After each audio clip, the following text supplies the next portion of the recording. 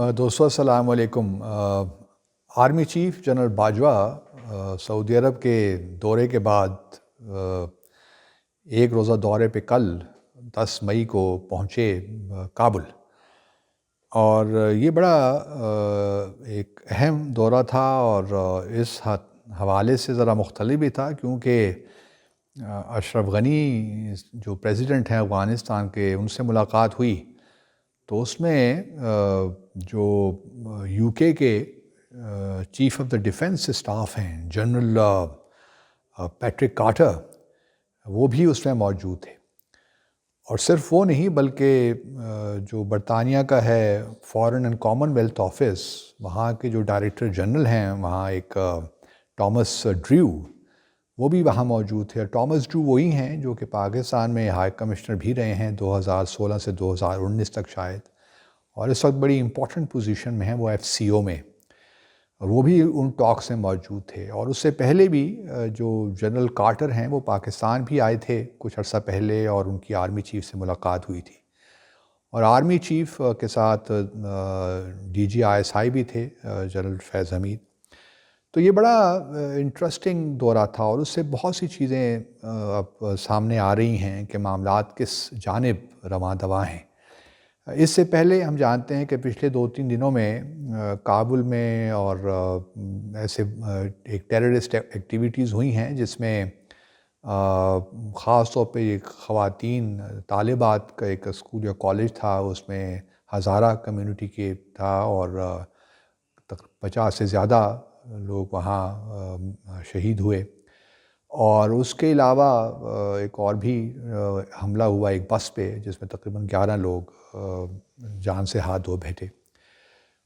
تو وائلنس بڑھ گیا ہے، لیکن یہ طالبان نے فوراً یہ کہا کہ یہ ہم نے نہیں کیا، اور انہوں نے ڈینائی کر دیا۔ لیکن جو کابل گورنمنٹ ہے they were very quick to blame کہ طالبان نے کیا ہے، اور ساتھ ساتھ پاکستان کو بھی انہوں نے رگڑ دیا کچھ بیانات جو کابل سے آئے۔ اور تو اب جو معاملہ ہے، اور اس کے ساتھ پھر طالبان نے 3 دن کے لیے سیز فائر کا بھی کہہ دیا ہے کہ عید کے دنوں میں کوئی وائلنس نہیں ہوگا، اور یہ جو ہے اشرف غنی صاحب ہیں انہوں نے اس کو ویلکم کیا ہے۔ دوسری طرف ہم یہ بھی دیکھ رہے ہیں کہ طالبان کے جو بلکہ سہیل شاہین ہیں طالبان کے اسپوکس پرسن، انہوں نے یہ ڈینائی کیا، اور ان کا کہنا یہی تھا کہ طالبان کیوں عام شہریوں کو ٹارگٹ کرے گا، کیونکہ طالبان کی تو یہ پالیسی نہیں ہے۔ اور میں کسی حد تک شاید یہ سمجھ سکتا ہوں کہ طالبان کا یہ ہے نہیں معاملہ۔ طالبان جو ٹارگٹ کرتے ہیں وہ بنیادی طور پہ سیکیورٹی فورسز کو کرتے ہیں، اور کیونکہ وہ کہتے ہیں کہ پپٹ رجیم ہے۔ بلکہ جو ابھی انہوں نے طالبان نے تو جب سیز فائر کا اعلان کیا تو وہ اشرف غنی کی حکومت کو دشمن کہہ کے قرار دیا، اور اشرف غنی صاحب نے بھی اپنی اسٹیٹمنٹ میں طالبان کو دشمن کہہ کے قرار دے دیا۔ تو آپ یہ سمجھ سکتے ہیں کہ حالات کس جانب جا رہے ہیں۔ اب چونکہ بھارت، چونکہ افغانستان جو انخلا ہے بیرونی فوجوں کا، وہ اب نکل رہی ہیں آہستہ آہستہ، تو پاکستان پہ پریشر بڑا بلڈ ہو رہا ہے کہ آپ طالبان کو مجبور کریں کہ وہ نیشنل یونٹی گورنمنٹ کا حصہ بنے، ریکنسیلیشن ہو، اور اس سے پہلے طالبان سیز فائر کا اعلان کریں۔ لیکن طالبان سیز فائر کا اعلان نہیں کرنا چاہتے۔ ان کا خیال یہی ہے کہ جب تک، کیونکہ میں پہلے بھی کئی بار کہہ چکا ہوں کہ طالبان کی جو طاقت ہے وہ اس میں نہیں ہے کہ وہ جمہوریت کی طرف جائیں۔ ان کا اپنا ایک طریقہ کار ہے، ایک نظریاتی موومنٹ ہے، وہ کوئی پولیٹیکل پارٹی اس طرح نہیں ہے کہ وہ انتخابات میں حصہ لے اور وہاں سے جیت کے آ جائے۔ تو ان کا ایک مختلف مزاج ہے۔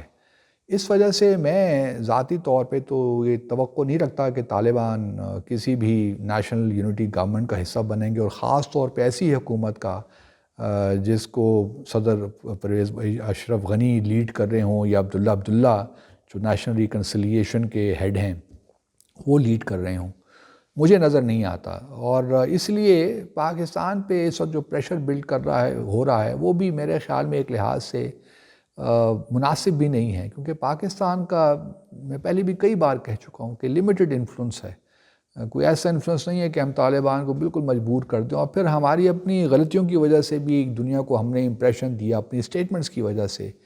کہ پاکستان کے بغیر افغانستان میں کوئی سلوشن نہیں ہے، اور ہم ہی نے طالبان کو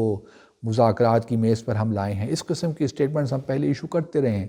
تو جب آپ اس قسم کی اسٹیٹمنٹس ایشو کرتے ہیں، جب آپ کسی چیز کا کریڈٹ لیتے ہیں کہ آپ نے طالبان کو مذاکرات کی ٹیبل پہ آپ لے کر آئے ہیں، تو پھر دنیا یہی سمجھتی ہے کہ طالبان کو آپ ڈیلیور کر سکتے ہیں۔ تو اس قسم کی اسٹیٹمنٹ سے بھی گریز کرنا چاہیے، اجتناب کرنا چاہیے، کیونکہ یہ اسٹیٹمنٹ سے پھر آپ کو ہارن کرتی ہیں، اور پھر دنیا کو یہی امپریشن جاتا ہے کہ بھئی آپ طالبان کے پیچھے کھڑے ہیں، حالانکہ ایسی کوئی بات نہیں ہے۔ ہم پچھلے کئی مہینوں سے اب طالبان پہ انسسٹ کر رہے ہیں کہ آپ سیز فائر پہ ایگری کر دیجئے، ایگری کر لیجئے، لیکن ہو نہیں پا رہا۔ طالبان کی اپنی ایک اسٹریٹجی ہے، وہ اپنے حساب سے چل رہے ہیں، اور وہ آبویسلی وہ پاور چاہتے ہیں کہ ان کو پاور ملے، اور لگتا اب یہی ہے کہ افغانستان، اور پھر جو اصل کنسرن ہے داعش وغیرہ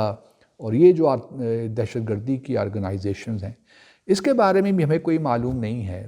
کچھ لوگوں کا خیال یہ ہے کہ یہ تو بالکل پلانٹ کی گئی ہیں یہاں پہ اس علاقے میں، تاکہ پاکستان کو بھی انسٹیبل رکھا جائے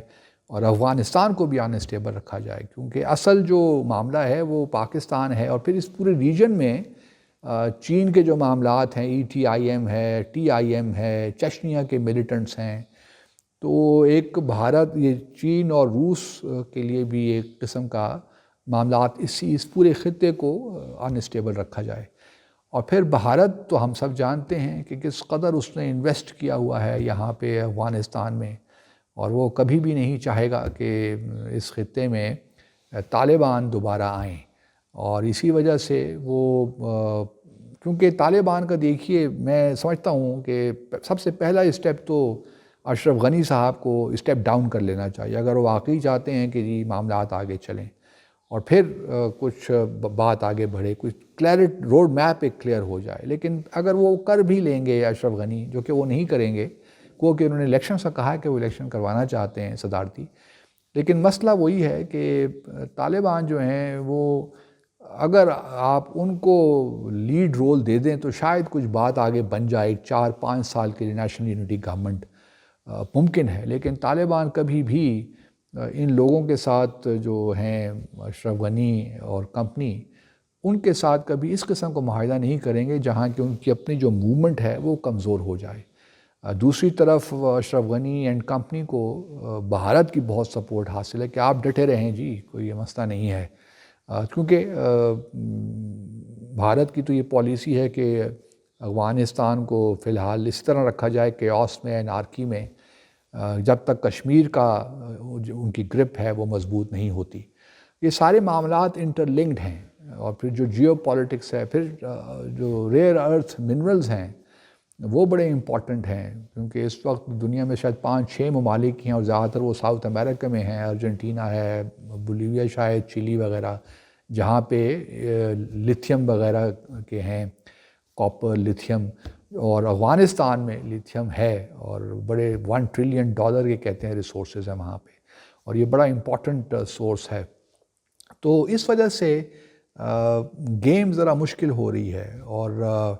اب برطانیہ کا بیچ میں آنا اور اشرف غنی کے ساتھ ملاقات میں بیٹھنا ہمارے آرمی چیف کے ساتھ بہت سی چیزیں انڈیکیٹ کرتا ہے کہ ابھی ویسٹ ہم پہ پریشر ڈال رہا ہے، اور ہمیں شاید تھوڑا سا طالبان کے ساتھ بھی، اس سے بھی ہمیں دور کیا جا رہا ہے، تاکہ طالبان کی مطلب بالکل جو ہے ہمارے اور ان کے درمیان جو تھوڑا بہت بھی ہمارا اگر انفلوئنس ہے تو وہ بھی ہمارا زائل ہو جائے۔ تو کہانی مشکل ہوتی جا رہی ہے، حالات مشکل سے مشکل تر ہوتے جا رہے ہیں، لیکن میں نے تو 3-4 سال پہلے ہی کہہ دیا تھا کہ یہ جو ہے افغانستان میں امن آئے گا تو جنگ کے ذریعے ہی آئے گا۔ افسوس ہوتا ہے یہ باتیں کر کے بھی، کیونکہ افغانستان کے لوگ ہمارے بھائی ہیں، اور افغانستان میں جو امن ہے وہ ہمارے لیے بڑا ضروری ہے، اس لیے یہ باتیں کرتے ہوئے کوئی اچھا نہیں لگتا، لیکن بہرحال یہ معروضی حقائق ہی ہیں، اور ان کو سامنے رکھتے ہی پاکستان کو اپنی جو ایک اسٹریٹجی ہے افغانستان کے کانٹیکسٹ میں، ہم نے فینسنگ کر دی ہے، بہت اچھا کیا، ہم نے اپنے بارڈر مینجمنٹ کی ہے، یہ بھی بڑے اچھے اقدامات ہو گئے ہیں، لیکن اب کس طرح آیا کوئی پولیٹیکل سلوشن ہے افغانستان میں؟ مجھے نہیں لگتا فرینکلی اسپیکنگ، کیونکہ افغانستان کی جو ہسٹری ہے دیٹ از ریپلیٹ ود وائلنس. تو اس وجہ سے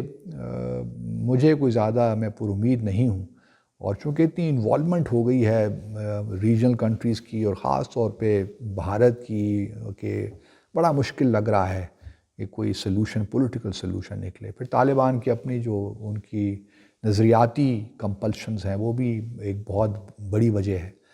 تو مجھے نہیں لگتا کہ کچھ ریکنسلیشن ہو سکتی ہے.